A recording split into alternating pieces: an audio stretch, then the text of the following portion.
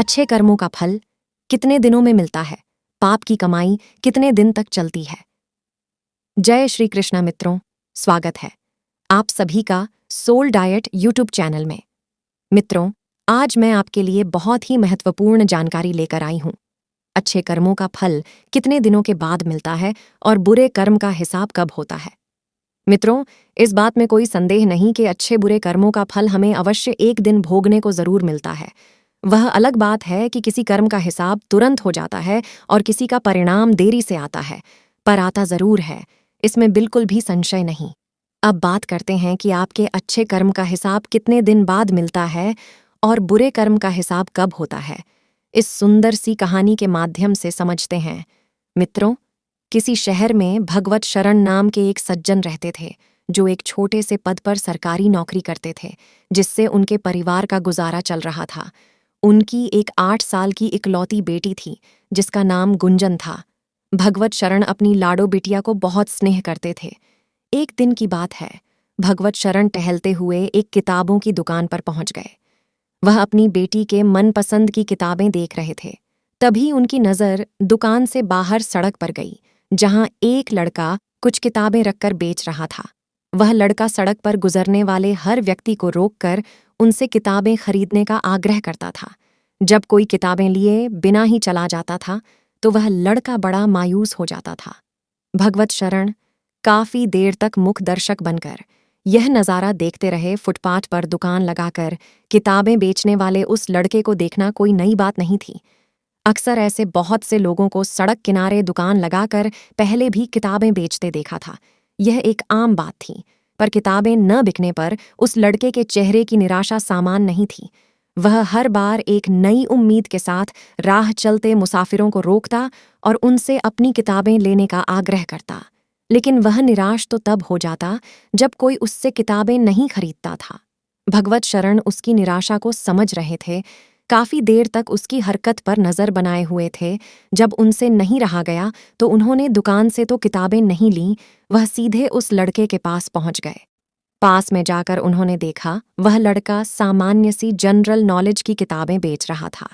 भगवत शरण को अपने पास आया देख उस लड़के के मन में एक उम्मीद की किरण फिर से जाग उठी। उसे लगा, हो सकता है यह मुझसे किताबें जरूर ले लेंगे, इसलिए मेरे पास आए हैं। पहले की तरह उसकी आंखों में उम्मीद दिखने लगी। लड़के के मन में एक नई ऊर्जा थी, उम्मीद थी। पहले तो मैंने उस लड़के के चेहरे की ओर खूब गौर से देखा। वह खूब साफ सुथरा था, चेहरे पर आत्मविश्वास था, साधारण सा पहनावा था।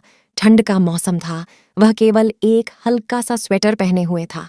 फिर उन्होंने उसकी किताबों की ओर देखा कि वह किताबें उनके लिए किसी काम की नहीं थीं। फिर भी उन्होंने उस लड़के से पूछ ही लिया, बेटे, तुम्हारी यह सारी किताबें कितने की? लड़के ने कहा, सर, आप कितना दे सकते हैं? लड़के ने कुछ निराश होते हुए कहा, आप जो दे दें मैं ले लूंगा। भगवत शरण ने पूछा, बेटे तुम्हें कितने चाहिए? लड़के ने अपनी किताबों का मूल्य बताते हुए कहा, 5,000। लड़के की बात सुनकर उन सज्जन व्यक्ति के मुंह से अचानक से निकल गया, बेटे तुम्हारी किताबें कोई 500 में भी नहीं लेगा। यह बात कहकर वह उसे दुखी नहीं करना चाहते थे, पर अचानक उनके मुंह से ऐसा निकल गया। भगवत शरण की यह बात सुनकर लड़का बड़ा दुखी हुआ। उस समय उसका चेहरा देखने लायक था। ऐसा लग रहा था जैसे ढेर सारी निराशा किसी ने उसके चेहरे लगा दी हो। पर बताया जाता है कि किसी की मदद ना कर सको तो उसे निराश भी मत करो। किसी का दुख दूर न कर सको तो उसे दुखी भी मत करो। किसी की पीड़ा ना हर सको तो उसे दर्द भी मत दो। किसी का अच्छा न कर सको तो बुरा भी मत करो। भगवत शरण को अपने कहे पर पछतावा होने लगा। तब उन्होंने अपना एक हाथ लड़के के कंधे पर रखते हुए उसे आश्वासन देते हुए पूछा, बेटे, तुम्हें देखकर लगता नहीं कि तुम किताबें बेचने वाले हो। इस समय तो तुम्हारी उम्र पढ़ने लिखने की है। तुम किसी मजबूरी में किताबें बेच रहे हो। मुझे साफ साफ बताओ, तुम्हें किस चीज की जरूरत है? भगवत शरण के पूछने पर उस लड़के की आंखें भर आईं। उसके अंदर की निराशा फूटकर बाहर आ गई। वह अपनी मजबूरी को अंदर नहीं रोक सका। लड़का कुछ रुआसे स्वर में बोला और उन सज्जन से कहने लगा, सर, मैं 12वीं की पढ़ाई पूरी कर चुका हूं। मेरे पिता एक होटल में मजदूरी करते हैं। मेरा मेडिकल में चयन हो गया है। अब उसमें प्रवेश के लिए मुझे कुछ पैसों की जरूरत है। थोड़े पैसे तो मेरे पिताजी कर देंगे, पर सारा इंतजाम नहीं कर सकते। इसलिए मैं यहाँ फुटपाथ पर किताबें बेच रहा हूँ। यदि किताबें बिक जाएंगे तो मेरा कैरियर बर्बाद होने से बच जाएगा। तब भगवत शरण ने पूछा कि तुम्हारा नाम क्या है? उसने अपना नाम अमर विश्वास बताया।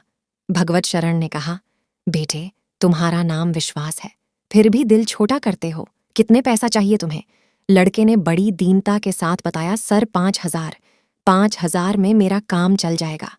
तब भगवत शरण ने उस लड़के से पूछा, बेटे, यदि मैं तुम्हें 5,000 दे दूं तो तुम क्या उन्हें वापस कर पाओगे?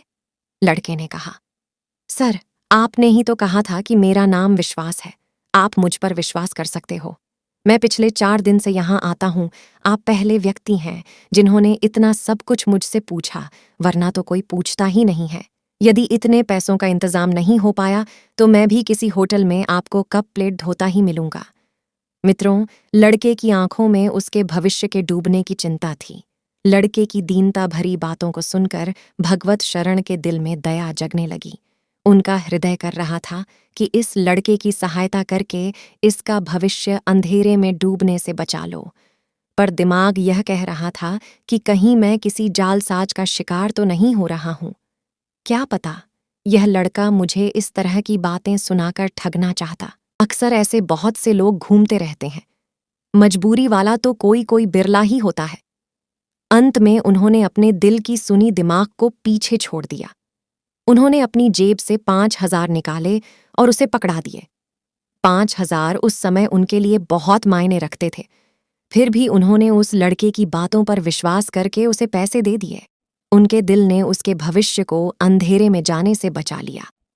भगवत शरण कहने लगे, बेटे, मैं नहीं जानता कि तुम्हारी बातों में कितनी सच्चाई है, लेकिन तुम्हारी बातें सुनकर मेरा दिल कह रहा है कि तुम्हारी मदद करनी चाहिए। तुमसे 4-5 साल छोटी मेरी एक बेटी है। मैं सोचूंगा कि मैंने अपनी बेटी के लिए कोई महंगा सा खिलौना खरीद लिया। इतना कहकर पैसे उस लड़के को पकड़ा दिए। उस लड़के की आंखें आंसुओं से भर गईं। उसे यकीन नहीं हो रहा था कि किसी ने उसकी मदद कर दी है। उसने आगे बढ़कर भगवा शरण के पैर छू लिए। उसकी आंखों से निकले आंसू भगवत शरण के पैरों पर गिर गए। उन्होंने अपना एक कार्ड निकाला और उस लड़के को दे दिया और कहा, बेटे, इस कार्ड पर मेरा पता है। जब भी कोई जरूरत पड़े तो मुझे जरूर बताना मित्रों। यह कहते हुए उसके कंधे को थपथपाया और वहां से चले गए। घर आते वक्त भगवत शरण के मन में वहीं घटना का दृश्य घूम रहा था। उनके दिमाग में आ रहा था कि उस लड़के को पैसे देकर मैंने अच्छा किया या बुरा। मेरा दिमाग कह रहा था कि तुमने एक जुआ खेला है पैसे देकर। भगवत शरण ने यह बात किसी को नहीं बताई, क्योंकि वे जानते थे कि अगर कोई दूसरा सुनेगा तो वह मुझे एक भावुक मूर्ख के अलावा कुछ नहीं समझेगा। उस लड़के ने मेडिकल में अपने दाखिले की सूचना पत्र के माध्यम से भगवत शरण को दी थी। तब उन्हें अपनी मूर्खता में थोड़ी मानवता नजर आई। तब उनके अंदर से एक आवाज आई, मानो वह यह कह रही हो कि 1,000-2,000 उस लड़के को भेज देता हूं। और उन्होंने फिर अपने दिल की सुनी और पहले की तरह 2,000 एक बार फिर भेज दिए। फिर जब भी उसका पत्र आता वह उस लड़के को कुछ हजार भेज देते। कभी कभी उनके मन में यह भी बात आती, एक अनजान लड़के के साथ वह ऐसा क्यों कर रहे हैं। मित्रों, कुछ दिन बीते। लड़के का एक और पत्र आया। उसमें 4 लाइन लिखी थी। 2 लाइन भगवत शरण के लिए थी। एक लाइन में अपनी पढ़ाई के बारे में बताया था और एक लाइन में उनकी बेटी गुंजन के लिए कुछ हाल चाल लिखे थे, जिसको वह अपनी बहन मानता था। भगवत शरण पत्र पढ़ते और उसे भूल जाते हैं। जब भी उसका पत्र आता, पत्र के साथ 1,000-2,000 रुपए उसे भेज देते थे। उन्होंने कभी यह बात जानने का प्रयास ही नहीं किया कि वह लड़का मेरे पैसों का क्या करता है, वह इन पैसों को उपयोग में लाता भी है या नहीं। न कभी वह लड़का घर आया और ना भी कभी वह उसे देखने गए। कुछ साल तक ऐसे ही चलता रहा। एक दिन उस लड़के ने पत्र भेजकर उन्हें बताया कि वह उच्च शिक्षा के लिए ऑस्ट्रेलिया जा रहा है। उन्हें यह जानकर अपनी उस मूर्खता पर थोड़ा गर्व महसूस हुआ। बिना उस पत्र की सच्चाई जाने वह खुश हो गए। मित्रों, समय पंख लगाकर उड़ता रहा। कई वर्ष बीत जाने के बाद अमर ने अपनी शादी का कार्ड भेजा। शादी करके वह लड़का ऑस्ट्रेलिया में ही रहना चाहता था। इधर गुंजन की भी पढ़ाई पूरी हो चुकी थी। वह शादी योग्य हो चुकी थी। भगवत शरण ने बेटी का रिश्ता एक बड़े परिवार में तय कर दिया। गुंजन की शादी लड़के वालों की हैसियत के हिसाब से करनी थी। भगवत शरण के पास इतने पैसे नहीं थे कि वह उनके हिसाब से सारी व्यवस्था कर पाते। एक सरकारी छोटे पद पर काम करने वाला कर्मचारी भला इतने पैसे कैसे जोड़ पाता। भगवत शरण ने बेटी की शादी का कार्ड उस लड़के को भी भेज दिया। भगवत शरण इधर शादी का सारा प्रबंध कर रहे थे, तभी उनके हाथ एक लिफाफा लगा। उस पर भेजने वाले का नाम अमर विश्वास लिखा था। ये वही लड़का था जिससे मिले उन्हें बरसों बीत गए थे। उन्होंने जब लिफाफा खोलकर देखा तो उसके अंदर से $1,00,000 का चेक निकला और उसमें एक चिट्ठी थी। इतनी बड़ी राशि उन्होंने अपनी पूरी जिंदगी में नहीं कमाई होगी। जल्दी से उन्होंने चिट्ठी खोली और एक सांस में सारा पत्र पढ़ डाला। वह पत्र उन्हें अचंभित कर गया। उसमें लिखा था, आदरणीय सर, मैं एक छोटी सी भेंट आपको दे रहा हूँ। मुझे नहीं लगता कि मैं आपके एहसानों का कर्ज कभी उतार पाऊंगा। यह उपहार मेरी अनदेखी बहन के लिए है। घर वालों को, सभी को मेरा प्रणाम। पत्र पढ़ते ही वर्षों पहले की घटना भगवत शरण की आंखों में फिल्म की तरह चलने लगी। वह वही लड़का था जिसे उन्होंने 5,000 रुपए दिए थे। वास्तव में उस दिन दिल की बात मानकर कोई मूर्खता नहीं की थी। अमर विश्वास उनकी उम्मीदों पर खरा उतरा। अब वह बहुत बड़ा आदमी बन चुका था। गुंजन की शादी में वह अपनी पत्नी और बच्चे के साथ आया था। एक बड़ी सी गाड़ी आकर भगवत शरण के द्वार पर रुकी। इस गाड़ी से अमर विश्वास अपनी पत्नी और बच्चे के साथ उतरा। उसे देखकर भगवत शरण को ऐसा लगा जैसे पहले कभी उसे कहीं देखा है। उसने जाकर भगवत शरण उनकी पत्नी के पैर छू लिए और बड़ी श्रद्धा से बोला, आपका मुझ पर विश्वास दिखाने के लिए शुक्रिया। मैं आपका अमर विश्वास। उसे देखकर पूरा परिवार अचंभित था। भगवत शरण ने बड़े गर्व से उसे सीने से लगाए। जिस बहन की शादी थी वह अभी बड़े अचंभे में थी कि यह कौन है जो ढेर सारे तोहफे मेरे लिए लाया है।